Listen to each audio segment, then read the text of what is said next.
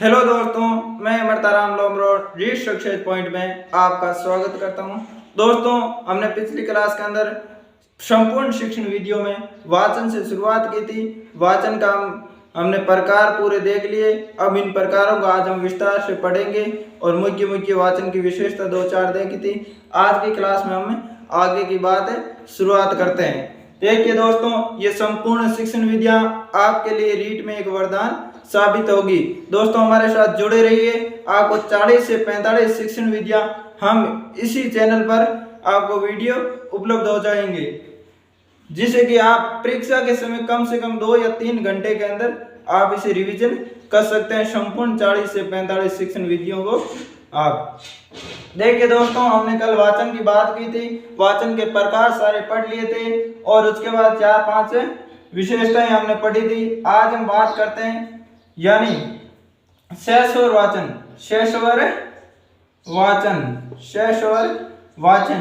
सहस्वर वाचन का अर्थ होता है जोर जोर से बोल करके पढ़ना, यानी मन ही मन में नहीं पढ़ना, जोर जोर से बोलकर पढ़ना। और इसके बाद सहस्वर वाचन के हमने भाग देखे थे। कितने भाग थे? 2। एक आदर्श वाचन और एक अनुकरण वाचन। फिर अनुकरण वाचन के 2 भाग थे, व्यक्तिगत अनुकरण और सामूहिक अनुकरण। तो हम आज देखते हैं पहले सहस्वर वाचन के पहले भाग यानी आदर्श वाचन की बात करते हैं। किसकी बात करते हैं?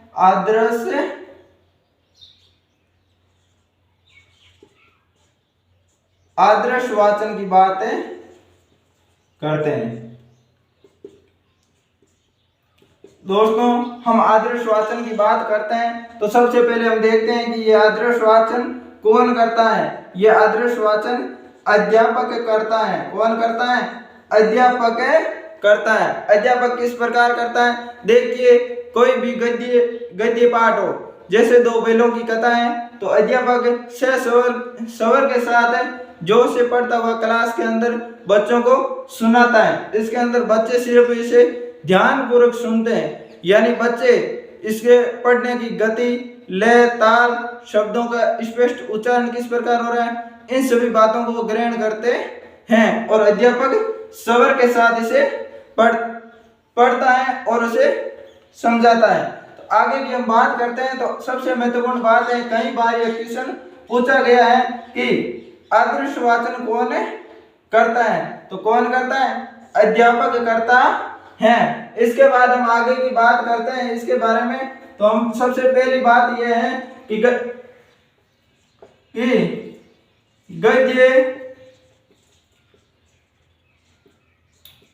गद्य शिक्षण के आदर्श रूप, यानी गद्य शिक्षण के आदर्श रूप में सर्वप्रथम क्या करता है? सर्वप्रथम अध्यापक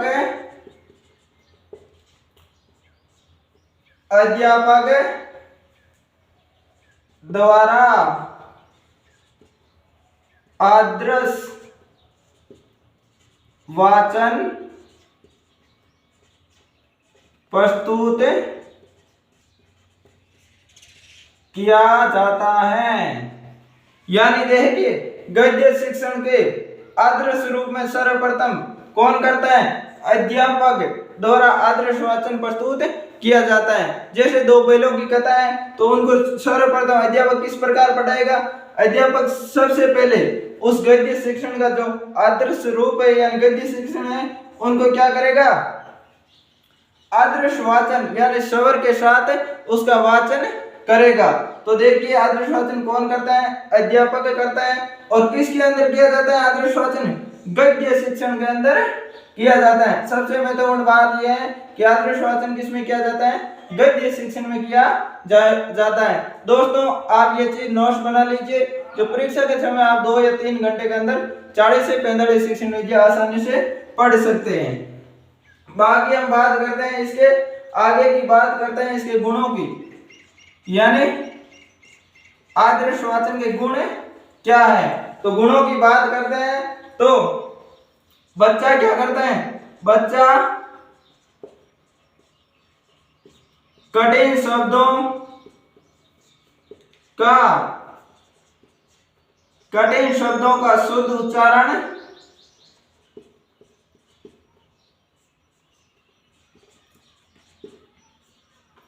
ग्रहण करता है।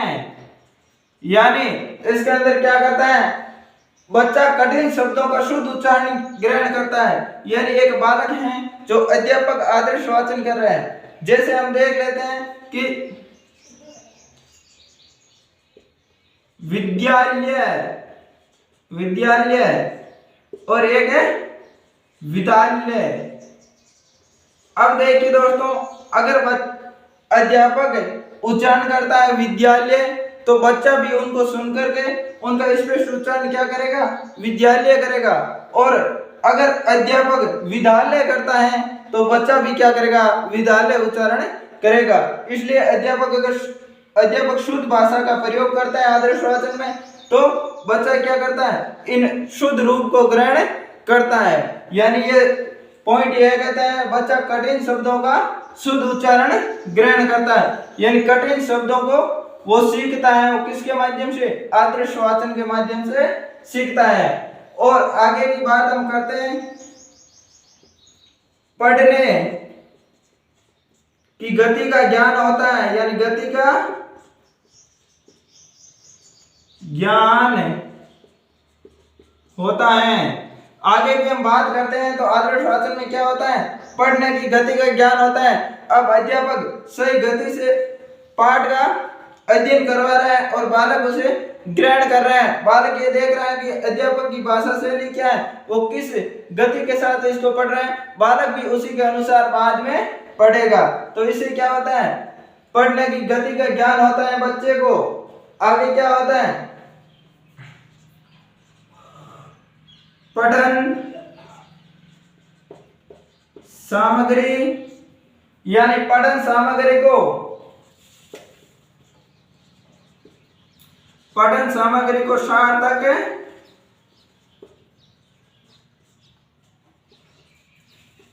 पठन सामग्री को सार्थक इकाई में बांटकर पढ़ने का अभ्यास होता है। इकाई में बांटकर पढ़ने का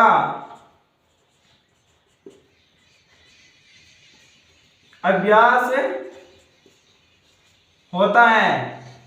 यानी देखिए दोस्तों, यहां पर क्या कहता है, पठन सामग्री को सार्थक इकाई में बांटकर पढ़ने का अभ्यास होता है। एक अध्यापक छोटी कक्षा के अंदर अगर आदर्श वाचन कर रहा है तो संपूर्ण पाठ को एक ही दिन के अंदर अध्ययन नहीं करवाता है, वो छोटी छोटी इकाइयों के अंदर बांट करके उस पाठ को पढ़ाता है। तो उसके आधार पर बच्चे क्या सीखते हैं कि हमें किस प्रकार पढ़ना है। एक बड़े पाठ या बड़े गद्य पाठ को हमें छोटी छोटी इकाइयों के अंदर बांट करके पढ़ना चाहिए। इसलिए वो उसमें क्या होता है, पठन सामग्री को सार्थक इकाई में बांटने की क्षमता का विकास होता है। आगे की हम बात करते हैं दोस्तों, आगे की पॉइंट की इसका गुण क्या है, यानी आदर्श वाचन के गुणों की हमें बात करते हैं। तो इससे क्या होता है, बच्चा उचित हाव भाव, उचित हाव भाव तथा भाव भंगिमा का ज्ञान होता है। देखिए दोस्तों, अध्यापक आदर्श वाचन कर रहा है तो बच्चा क्या ग्रहण करेगा, उचित उसका हाव भाव ग्रहण करेगा और उसकी भाव भंगिमा का ज्ञान होगा। अगर बच्चे को आदर्श वाचन अध्यापक ने नहीं करवाया है तो वो बच्चा ये समझ नहीं पाएगा कि यहाँ पर कौन सा भाव है। अगर कहीं देखिए कहीं मृत्यु हुई है तो वहां पर हम जाकर के अगर डीजे बजाएंगे तो वह अच्छा नहीं लगेगा। अगर विवाह है और वहां पर डीजे बजाएंगे तो अच्छा लगेंगे। इसलिए वो क्या करता है, किस प्रकार यहाँ पर रस कौन सा है, किस प्रकार का गुण है, जैसे करुणा, करुणा और एक हास्य, यह बात क्या होती है, दुख की बात होती है, करुणा की बात होगी। अगर बच्चे को ज्ञान नहीं होगा तो वो यहाँ भी आकर के हंसने लगेगा, यानी करुणा यानी दुख की बात होगी। यहाँ हास्य यानी हंसने की बात होगी, यानी खुशी का माहौल होगा, यहाँ कोई दुखी का माहौल नहीं होगा। तो बच्चा यहाँ आकर के करुणा का बोध करेगा, यानी करुणा के अनुसार आएगा, और यहाँ आएगा तो हास्य यानी खुशी के अनुसार आएगा। तो इस प्रकार यहाँ क्या होता है, भाव भंगिमा और हाव भाव का बोध होता है, यानी आगे जहां हम जाते हैं वह किस प्रकार का हाव भाव है उसी प्रकार हम भी प्रकट करते हैं। तो आगे की बात हम करते हैं। तो आदर्श वाचन उपयोगी, यानी आदर्श वाचन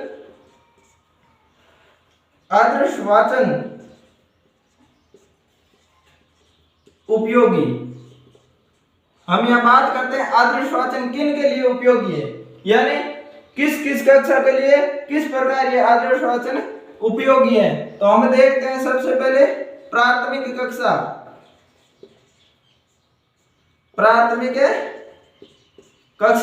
यानी प्राथमिक कक्षा के अंदर यह आदर्श वाचन किस प्रकार उपयोगी है, यानी हम इस प्राथमिक कक्षा के अंदर बच्चा आदर्श वाचन से क्या चीज ग्रहण करता है। तो उसमें क्या करता है, वो उचित गति का ज्ञान होता है, उनको स्वर का ज्ञान होता है, लय तथा ताल का ज्ञान होता है,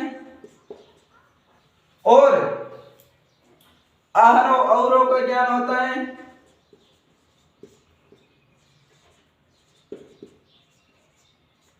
आहारों अवरों का ज्ञान होता है, और वाचन मुद्रा का ज्ञान होता है। यानी प्राथमिक कक्षा के अंदर आदर्श वाचन से हमें क्या क्या चीजें मिलती हैं। तो हमें क्या होता है, एक तो बच्चे को क्या होता है, उचित गति का ज्ञान होता है, एक उसे स्वर का ज्ञान होता है, एक लय और ताल का ज्ञान होता है, यानी किस लय और ताल के साथ अध्यापक आदर्श वाचन करवा रहा है, एक आहारों और अवरों का ज्ञान होता है, कहाँ पर शब्द को आहारों में बोल रहा है, कहाँ पर अवरों में, यानी कहाँ तेज बोल रहा है और कहाँ धीमे बोल रहा है, और उसकी वाचन की मुद्रा क्या है, यानी वो किस प्रकार किस भाव के साथ वो पढ़ा रहा है। तो इन सभी चीजों का हमें ज्ञान प्राथमिक कक्षा में आदर्श वाचन से होता है। आगे हम बात करते हैं आदर्श वाचन किस प्रकार उपयोगी है। इसमें प्राथमिक कक्षा की हमने बात की, और आगे हम बात करते हैं उच्च कक्षा की। उच्च कक्षा की हम बात करते हैं। तो उच्च कक्षा में क्या होता है, आदर्श वाचन से क्या होता है, गंध्यास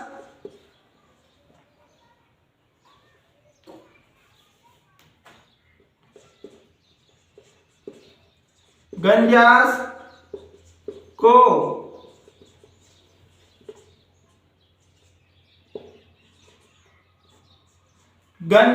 सुग्राह्य बनाता, यानी उच्च कक्षा के अंदर आदर्श वाचन क्या उपयोगी है, वो गद्यास को क्या है, सुग्राह्य बनाता है, यानी गद्यास के अंदर जो भाव है वो हमें ग्रहण करवाता है। वो किस में करवाता है, उच्च कक्षा के अंदर करवाया जाता है। प्राथमिक कक्षा के अंदर सिर्फ बच्चे को यह बताया जाता है किस गति से पढ़ना है, स्वर का प्रयोग किस प्रकार होना चाहिए, आरोह क्या होना चाहिए, लय ताल क्या होना चाहिए। लेकिन उच्च कक्षा के अंदर उसका भावार्थ यानी गद्यास का भावार्थ समझाया जाता है। तो आगे की हम बात करते हैं दोस्तों, यह था आदर्श वाचन का क्या उपयोगी है, यानी किस किस कक्षा के लिए किस प्रकार आदर्श वाचन उपयोगी है। आगे की बात करें तो हम कह सकते हैं कि किसका आदर्श वाचन करें, यानी हम किस चीज का आदर्श वाचन कर सकते हैं, यानी हिंदी के अंदर किस चीज का हम आदर्श वाचन कर सकते हैं। तो इसमें हम बात करते हैं, सबसे पहले हमने बताया था कि गद्य पाठ का, किसका, गद्य पाठ का, और गद्य पाठ कहानी, संवाद,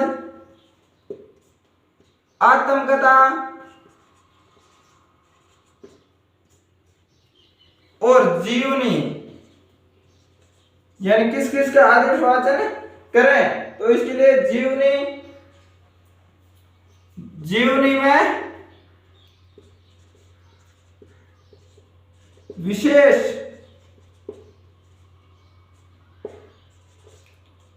औचित्य है, यानी किसका आदर्श वाचन करें। तो किसका आदर्श वाचन करें? प्राथमिक कक्षा के अंदर तो क्या करेंगे? प्राथमिक कक्षा के अंदर तो गद्य पाठ का करेंगे, कहानी का करेंगे, संवाद का करेंगे, आत्मकथा का करेंगे और जीवनी। इसके अंदर हमें आदर्श वाचन करने का विशेष औचित्य है, यानी विशेष प्रकार से हम आदर्श वाचन इन सभी को समझाते हैं। तो आगे की हम बात करते हैं दोस्तों। तो यहां देखिए उच्च कक्षा में क्या होता है, यानी उच्च कक्षा, यह बात थी प्राथमिक कक्षा की, हम बात करते हैं उच्च कक्षा की। तो उच्च कक्षा में हम क्या करेंगे? उच्च कक्षा में गद्य की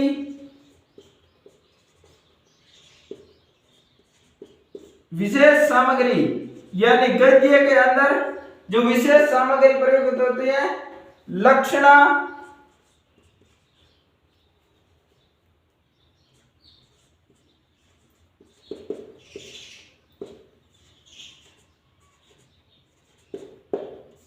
व्यंजना, गद्य की विशेष सामग्री, लक्षणा और व्यंजना के कारण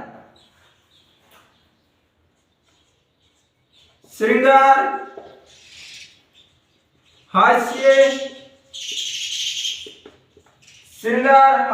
करुणा, रौद्र और वीर आदि रसों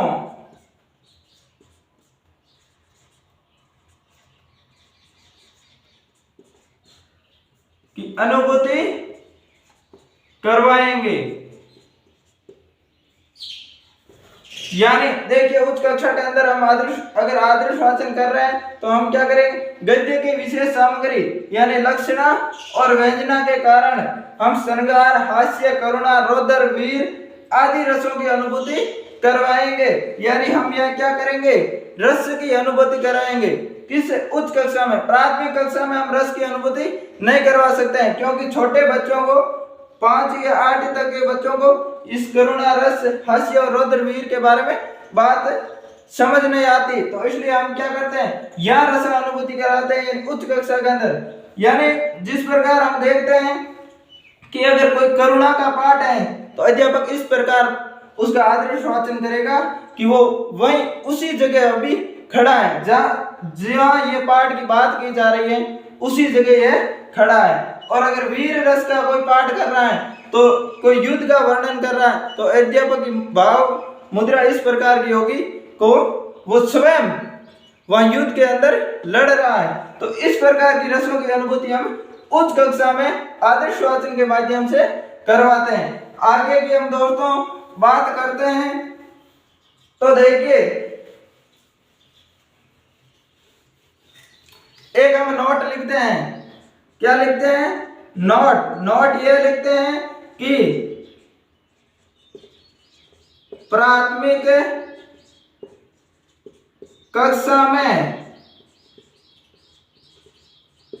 संपूर्ण पाठ का आदर्श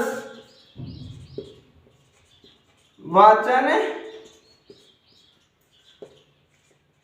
नहीं होना चाहिए। यानी प्राथमिक कक्षा के अंदर क्या नहीं होना चाहिए? संपूर्ण पाठ का आदर्श वाचन नहीं होना चाहिए। यानी हमने पहले बताया था प्राथमिक कक्षा के अंदर उसे इकाई के अंदर बांट करके अध्यापक को आदर्श वाचन करवाया जाना चाहिए। क्यों नहीं होना चाहिए? इसलिए नहीं होना चाहिए कि छोटा बच्चा एक बड़े पाठ या बड़ी कहानी या आत्मकथा या कोई गद्य पाठ को लंबे समय तक पढ़ करके उसका भावार्थ यानी उसके अंदर जो भाव है उसको ग्रहण नहीं कर पाता है। इसलिए क्या होना चाहिए? प्राथमिक कक्षा में संपूर्ण पाठ का आदर्श वाचन नहीं होना चाहिए, इकाइयों के अंदर बांट करके उसका आदर्श वाचन करना चाहिए। लेकिन क्या होता है? उच्च कक्षा में उच्च कक्षा में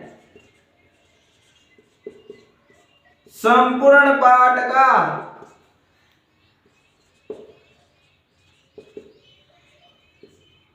आदर्श वाचन होना चाहिए।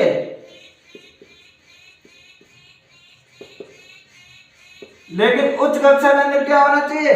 लेकिन उच्च कक्षा में संपूर्ण पाठ का आदर्श वाचन होना चाहिए। अगर उच्च कक्षा के अंदर हम छोटी छोटी इकाइयों के अंदर बांट करके पढ़ाएंगे तो उसे बच्चों को, बड़े बच्चों को ये समझ नहीं आएगा। एक साथ पढ़ाने में ज्यादा समझ आएगा, यानी वो ज्यादा रस की अनुभूति कर पाएंगे, उसके भावार्थ को अच्छी प्रकार से ग्रहण कर पाएंगे। तो इसलिए क्या होना चाहिए? उच्च कक्षा में तो संपूर्ण पाठ का आदर्श वाचन होना चाहिए और प्राथमिक कक्षा में क्या होना चाहिए?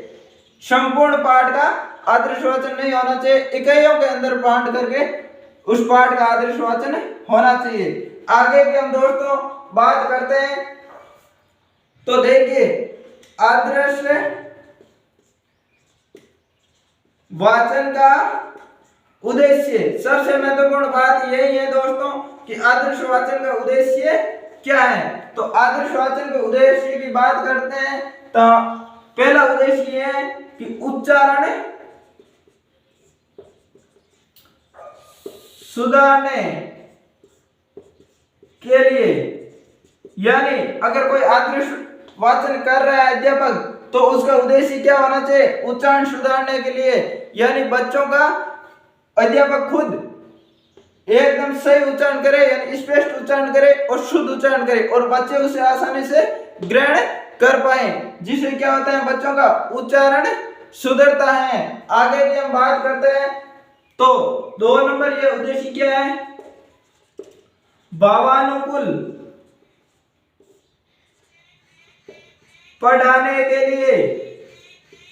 किसके लिए?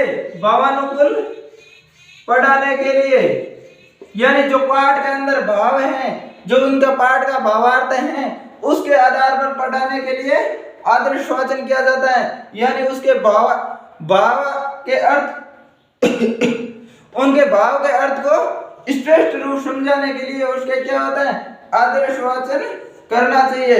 यानी अध्यापक का आदर्श वाचन करने का उद्देश्य क्या होना चाहिए?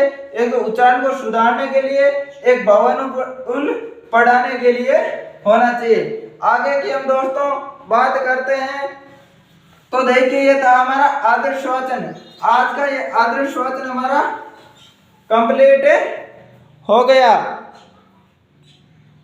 दोस्तों आगे की क्लास में हम बात करेंगे अनुकरण वाचन की। किसकी करेंगे? अनुकरण वाचन की। तो दोस्तों आज के लिए बस इतना ही है और आगे की क्लास में हम अनुकरण वाचन की बात करेंगे।